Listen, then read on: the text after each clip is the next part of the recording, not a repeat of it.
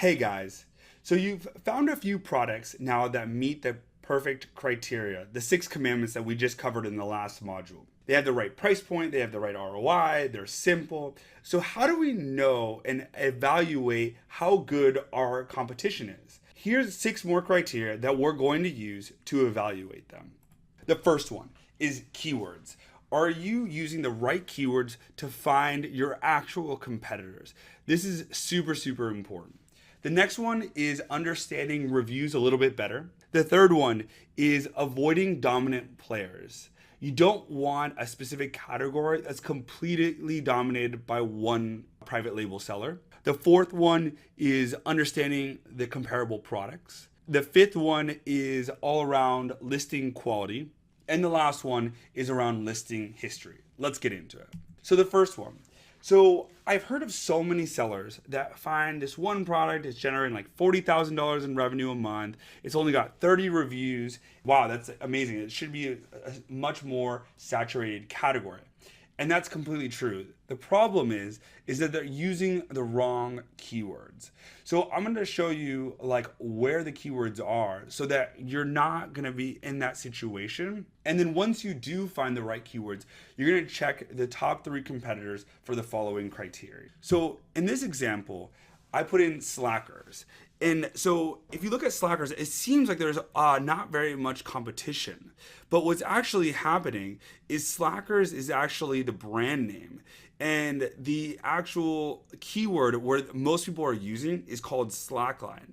So if you were evaluating based on this one, which is Slackers, you might be using NinjaLine, which is their own made up term, which is like fine. But the problem is that you're not going to see the actual breadth of the competition.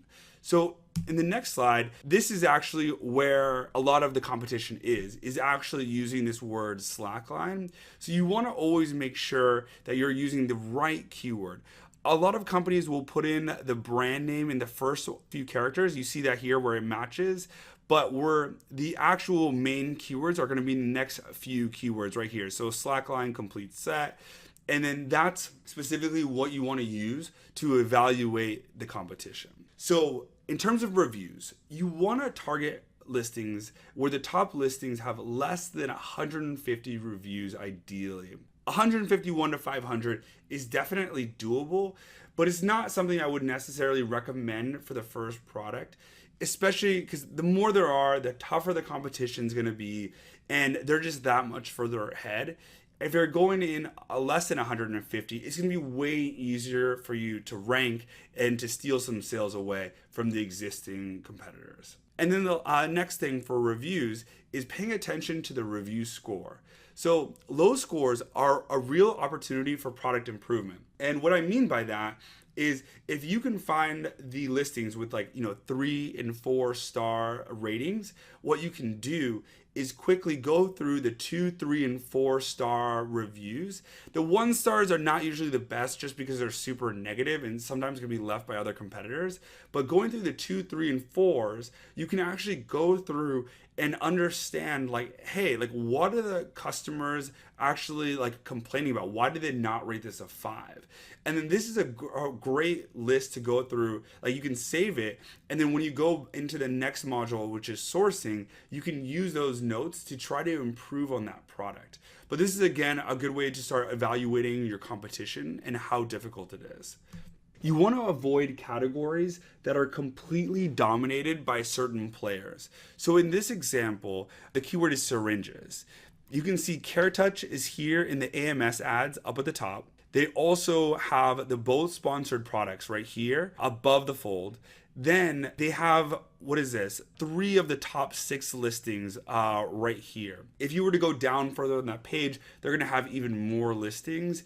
I mean, they're all over this category. And yes, it's definitely possible to come in here and steal some sales, but it's just not an area that we would want to focus on. We would want to be the CareTouch. If you're going after real greenfield opportunities, then you're going to be able to be the CareTouch of whichever niche you end up finding. Next, You want to avoid products with a ton of comparable products. So in this example, there's a bunch of mandolin slicers, and these are, I'm sure there's a bunch of different features, at different price points and everything else. But the problem is that these are all comparables. You can substitute one for the other. And even though some are going to be doing better than others, it's just not an area where you want to compete in, because getting ranked here and then standing out is very, very difficult. And then we evaluate listing quality based on 4 different criteria. The first one is, do they have high quality images, and do they have more than one? I see listings all the time where they only have one image, or the main image doesn't even have a white background. These are great items to go after, because your listings with high quality photos, which we're going to cover in later chapters, is going to really stand out against the competition. Next is, do they have good keywords in the title?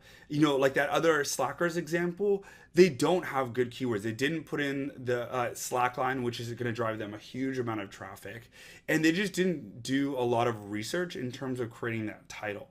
Those are fantastic listings to go after. Are they PPCing? So you can see in that other example with CareTouch, they're all over ad spend. They have both AMS, they're using sponsored products. And so listings that are not PPCing are great to go after, because you can get ahead of them by using sponsored products. And then lastly, do they have well-written bullets? You'll see very quickly if there's misspellings. Do they actually try to sell you, or are they, using just kind of generic bullets like imported and maybe just measurements, not really explaining the benefits of the product? Those are perfect to go after. And then lastly is listing history. So Keepa.com is a free tool. I absolutely love it. It's got really good visualizations. Some people use Camel, but I highly recommend Keepa.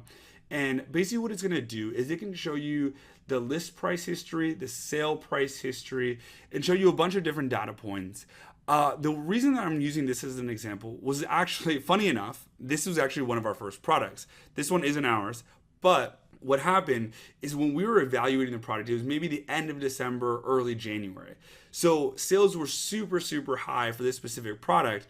And we justified it with saying like, oh, well, it's a ski product, yeah, but it's also for motorcycles and paintball and like all this other kind of stuff. We were completely wrong. So a majority of the people actually use this for skiing and snowboarding. And so you can kind of see how it ranks.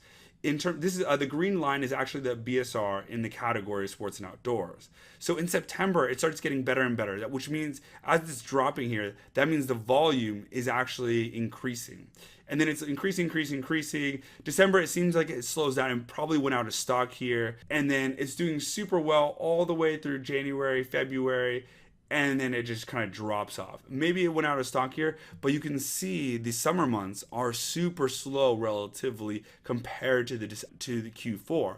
And what that means is that the product is very seasonal. And so if you went and ordered inventory based on, like, let's say November numbers, if you don't get that product until January, that means that you're only going to have like about a month of February to sell well until it starts entering the slower months.